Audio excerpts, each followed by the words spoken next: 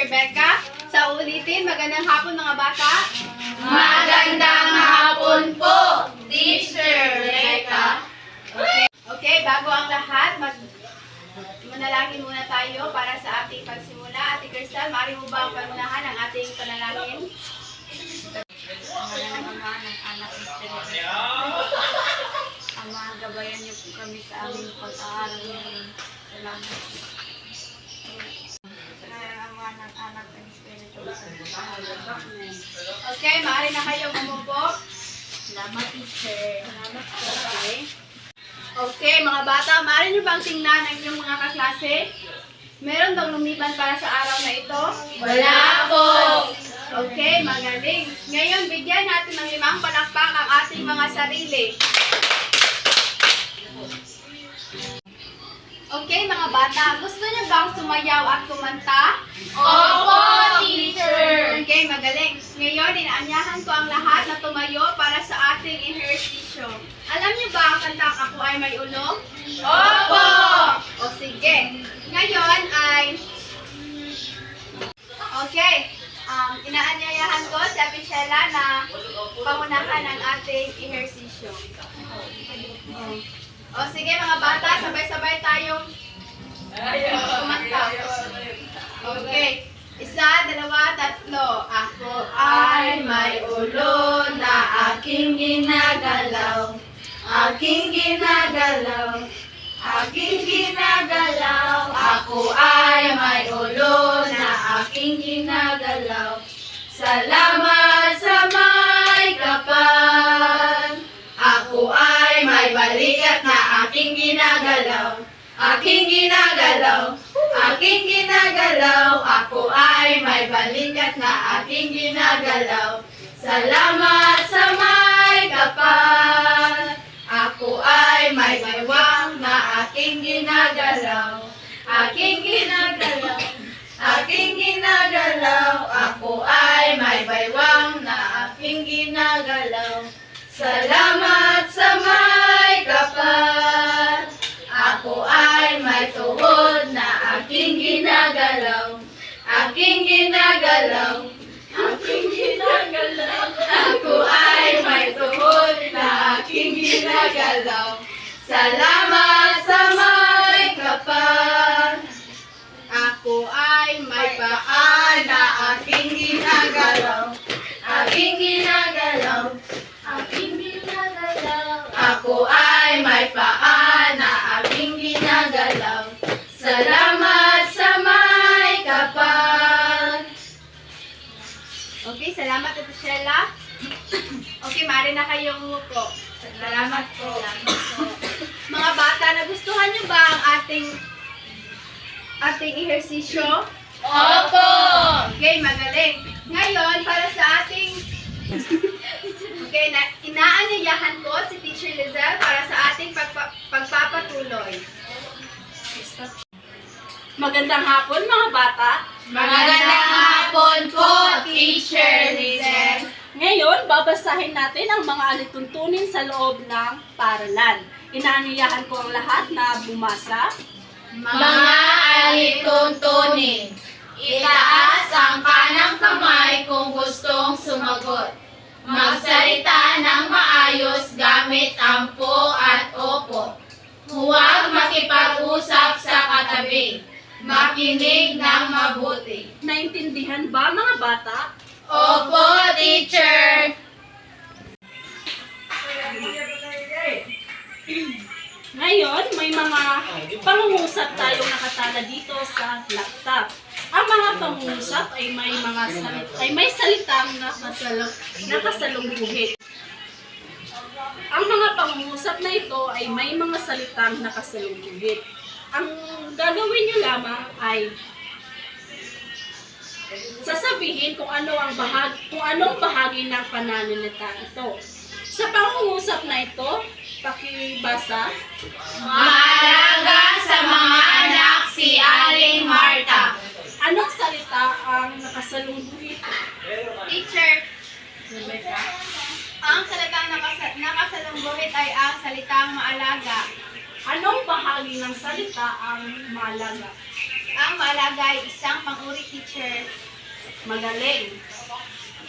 Sunod na halimbawa, pakibasa lahat. Ang magkapatid ay nagdarasal para sa inang may sakit. Anong salita ang nakasalungguhit? Crystal? Ang salitang nakasalungguhit, teacher, ay nagdarasal.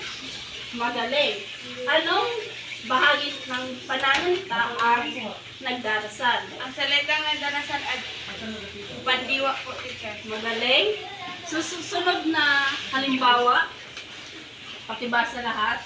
Tunay ang pagmamahal ng mga magulang para sa mga anak.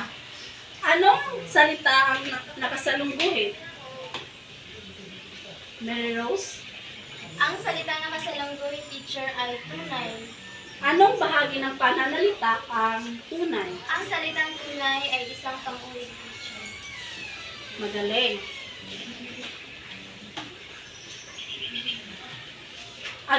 Hindi na noon. Sunod na halimbawa. Pakibasa lahat. Natuwa ang mga bata na makita si Jollibee. Ano ang salitang nakasalungguhit? Teacher, Sheila? natuwa, teacher. Anong bahagi ng pananalita ang natuwa? Pandiwa. Magaling. Bigyan natin ng 5 palakpak ang ating mga sarili. Ngayon, bago tayo dumako sa bagong aralin natin ngayong hapon, sino muna dito ang makapagsabi kung ano ang nakaraan nating talakayin? Mary Rose? Ang nakaraang aralin ay tungkol sa pang-abay, teacher. Magaling. Ngayon, balikan natin ang mga halimbawang pangungusap sa pagsasanay kanina na nasa laptop. Maaari nyo bang dagdagan ng mga salita upang maging pariralang pang-abay ang mga nakasalungguhit na salita? Ngunit bago ito, ano muna ang pang-abay? Teacher, Rebecca? ang pang-abay tulad ng pandiwa at pang-uri ay isa sa mga bahagi ng pananalitang pangnilalaman. Ito ay nagbibigay turing sa pang-uri, pandiwa at kapwa pang-abay. Magaling, Ate Rebecca. Kung ganun, lahat ng ating tinalakay kahapon ay talagang naiintindihan ninyo. Ngayon, sa pagpapatuloy ng ating aralin, maaari kong mangiyahan si teacher, Binibining Crystal. Magandang hapon, mga bata. Magandang hapon po, Teacher Crystal. Okay. Ngayon, narito ang iilan sa mga larawan na aking ipapakita sa inyo. Maaari nyo bang sagutin ang mga tanong ko sa mga larawan na aking ipapakita? Opo, Teacher. Okay, ito. Narito ang unang larawan. Ano ang ginagawa sa unang larawan? Teacher. Okay, Sheila. Ang mag-anak ay sabay-sabay na nanalangin, teacher. Okay, magaling, Sheila. Paano naman dito sa pangalawang larawan? Sa anong buwan natin makikita ang ganitong mga larawan? Teacher! Okay, Rebecca. Sa buwan ng Disyembre, teacher. Magaling, Rebecca. Ngayon, sino ang makapagbibigay ng pangungusap tungkol sa larawan na ito? Teacher. Okay, Rebecca. Tuwing Pasko ay maraming ilaw sa plaza. Okay, magaling, Rebecca. Ngayon, pumunta naman tayo sa pangatlong larawan.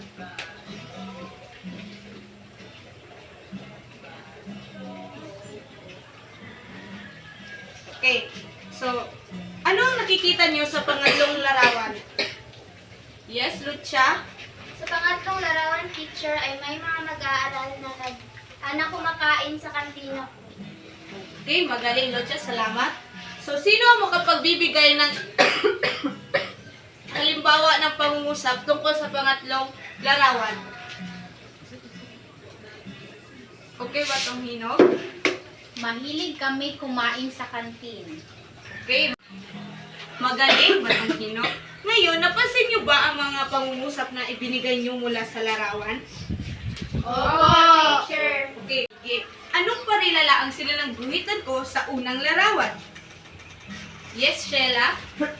Sabay-sabay na nagdarasal, teacher. Okay, magaling. Paano naman sa pangalawang pangungusap? Yes, Lucia? Tuwing Pasko po, teacher. Okay, magaling. Salamat, Lucia. Okay, paano naman dito sa pangatlong pangungusap? Anong salita ang sinalungguhitan? Yes, Miss Lisel? Sa kantina, teacher. Okay, magaling, Lisel. Salamat. Maraming salamat sa inyo. Ang mga parilalang ito ay tinatawag natin parilalang pang-abay dahil ang mga ito ay naglalaman ng pang-abay. Ang tatalakayin natin ngayon ay tungkol pa rin sa mga pang-abay. Ngunit, bago tayo magpatuloy sa ating talakayin, ay babasahin muna natin ang ating mga layunin sa ating pag-aaral. Basahin natin lahat. Mga layunin. Magamit ang pang-abay, pamanahon, panlunan at pamaraan sa pangungusap. Matukoy ang pang-abay sa loob ng pangungusap at pag-uri nito.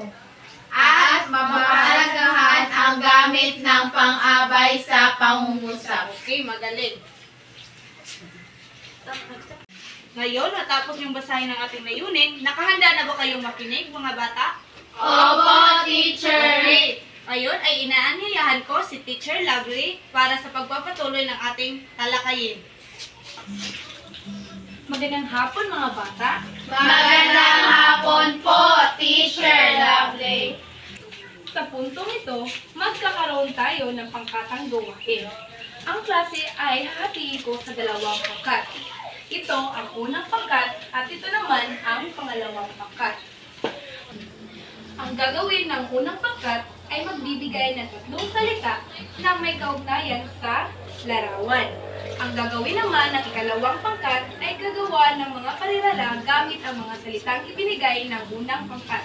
Naintindihan ba, mga bata? Opo, teacher! Bibigyan ko lang kayo ng 3 minuto upang gawin ang inyong activity. Maaari na kayong magsimula, mga bata. Nilahay po. Sige, go.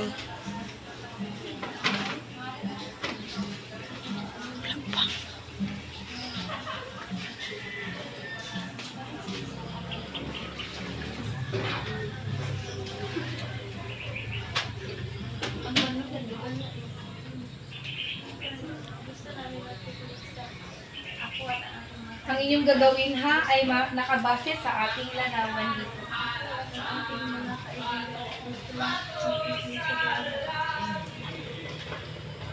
Salita lang please.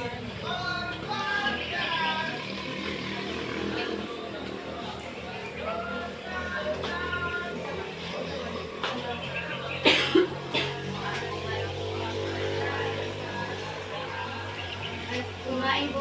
2 minuto.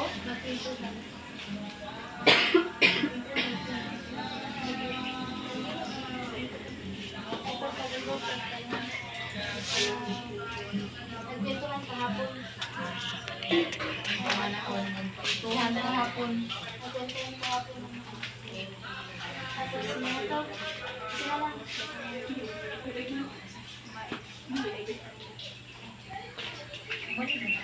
Maiging Masaya na. pamaraan. 1 minuto na lang natitira. Maiging na kinig. Uy, maigi na kini. Pamaraan na. Sila ka na. Hindi mo gusto. Tapos na ba kayo? Opo. Opo, teacher. Okay, hintayin muna natin ang pangalawang pangkat.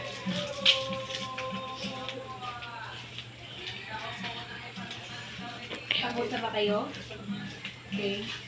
Ngayon, ating susuriin ang inyong mga sagot. Kailangan ko ng isang representative sa unang pangkat at isang representative sa pangalawang pangkat. Ngayon, sisimulan natin sa unang pangkat. Sino ang inyong representative? Teacher. Okay, halika dito ate sa harapan. Ate Rebecca. Okay. Ang mga salitang aming nabuo ay kumain sa parke, nagpintuhan kahapon, at saka maiging nakinig. Magaling. Ngayon naman, ating pakinggan ang sagot ng pangalawang pangkat. Sino ang inyong representative? Halika dito, ate. Ang aming mga nabuong pangungusap base sa mga salita. Ang mga pangungusap namin nabuo base sa nabuong mga salita ng unang pangkat ay una, kumain sa parke. Pagkatapos ng aming picnic ay kumain kami sa parke. Nagkwentuhan kahapon. Ang aking pamilya ay masayang nagkwentuhan kahapon. Maiging nakinig. Ang aking mga kaklase ay maiging nakinig sa diskusyon. Magaling. Bigyan natin ng 5 palakpak ang inyong mga sarili.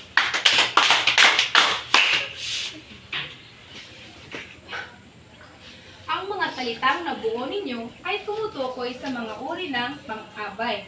Ngayon naman, aking tatawagin si Teacher Lucha para sa pagpapatuloy. Magandang hapon mga bata. Magandang hapon po, Teacher Lucha. Ngayon, naintindihan niyo ba yung tungkol sa pang-abay? Opo, Teacher. Ngayon, may ibabahagi ako.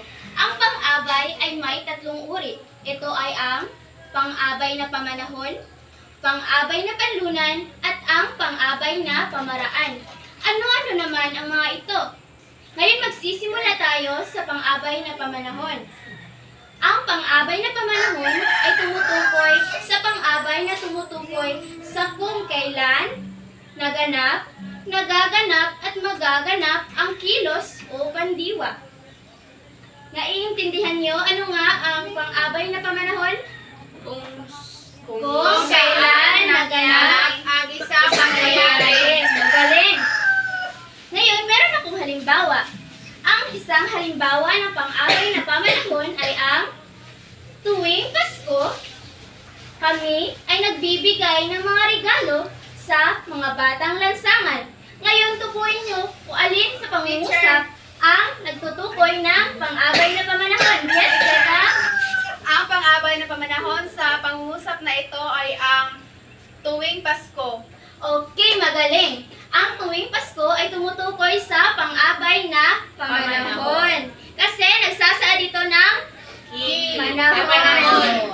Okay, magaling. Ano nga yung una nating pang-abay o uri ng pang-abay? Pang-abay na pamanahon. Magaling. Ngayon, dadako na naman tayo sa pang-abay na panlunan. Ang pang-abay na panlunan ay tumutukoy sa pang-abay na nagsasaad ng lugar o kung saan naganap, nagaganap at magaganap ang isang kilos o pandiwa. Halimbawa, nagsilabasan sa silid-aralan ang mga kabataan. Saan? Sa pangungusap, ang ginamit ko na nagsasaad ng pang-abay na panlunan. Sa? Yes, Jazel?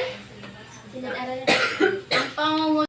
Ang pangungusap na nagsasaad ng pang-abay ng panlunan ay ang silid-aralan.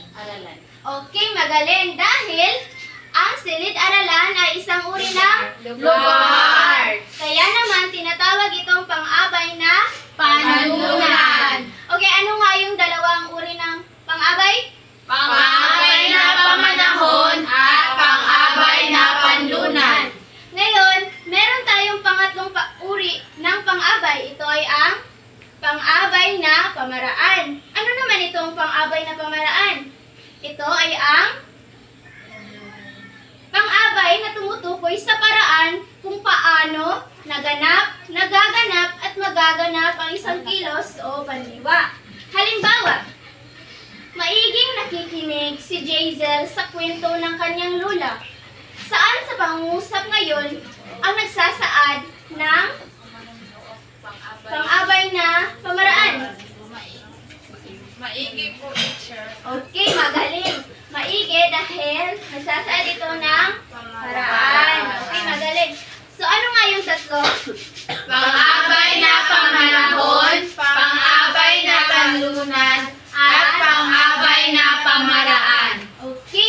Magaling! Ngayon, alam niyo na ang tatlong uri ng pang-abay.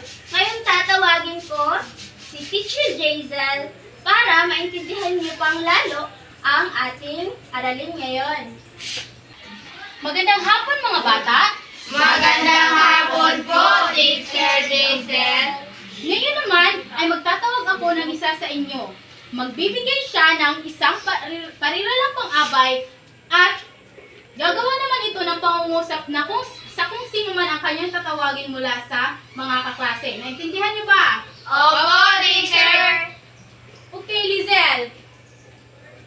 Magbigay ka ng pariralang pang-abay at magtawag ka naman ng isa sa iyong mga kaklase upang gawan ito ng pangungusap. Magaling teacher. Okay. Tumawag ka naman ng isa pang gawan ito ng pangungusap. Si Lucha teacher. Okay, Lucha. Magaling magsalita ng Filipino si Teacher Jazel. Okay, mahusay, Lizel at Lucha. Ngayon naman, bigyan natin ng 5 palakpak si Lucha at si Lizel. Sino naman ang makapagbibigay ng iba pang halimbawa ng pariralang pang-abay? Sino sa inyo? Okay, Crystal? Mabilis tumakbo, Teacher. Okay, magtawag ka naman ng isa sa iyong mga klase upang gawan ito ng pangungusap. Sheila, Teacher. Okay, Sheila? Si Lovely ay mabilis na tumakbo, Teacher. Okay, mahusay, Sheila at Crystal. Bigyan naman natin sila ng 5 palakpak. Mahusay mga bata, ngayon natunghayan ko na kayo ay nakinig ng mabuti sa ating talakayan. Okay mga bata, ano nga ulit ang pang-abay? Okay, Sheila?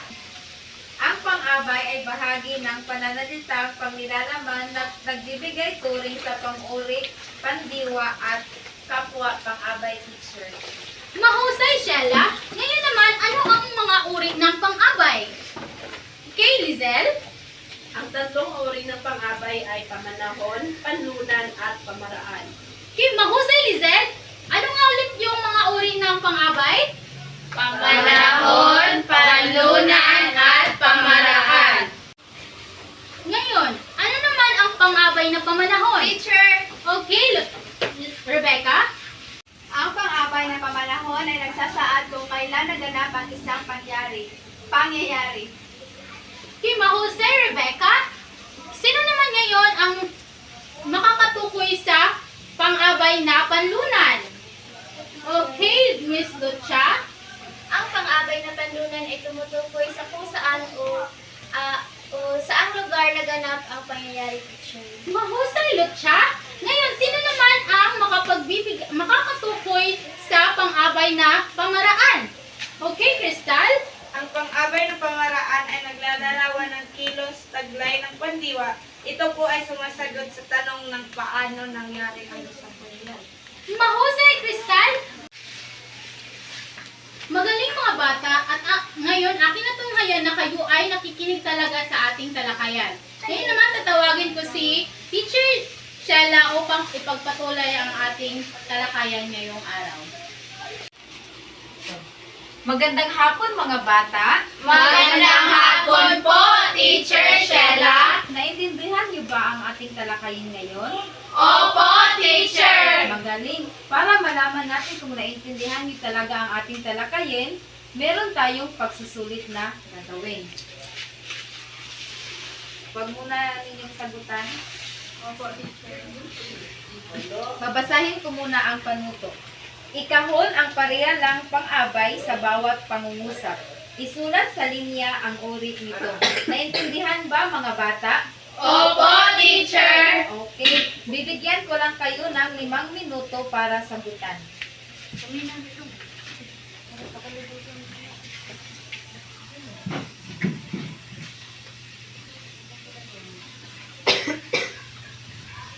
Tapos na ba kayo? Hindi pa po, Teacher! Okay, magpatuloy.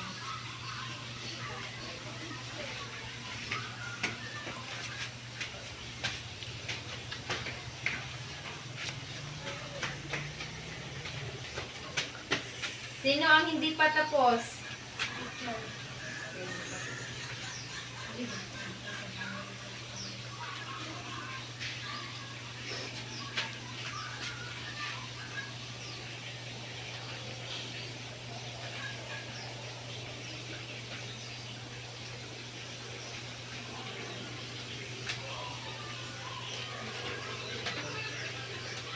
Tapos na ba? Opo, teacher.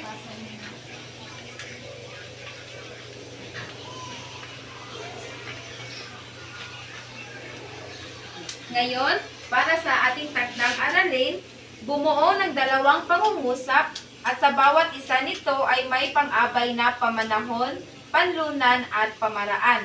Salungguhitan ang mga ito. Naintindihan ba? Opo, teacher. Okay, yan muna sa ngayon. Paalam mga bata. Paalam na po, Teacher Sheila.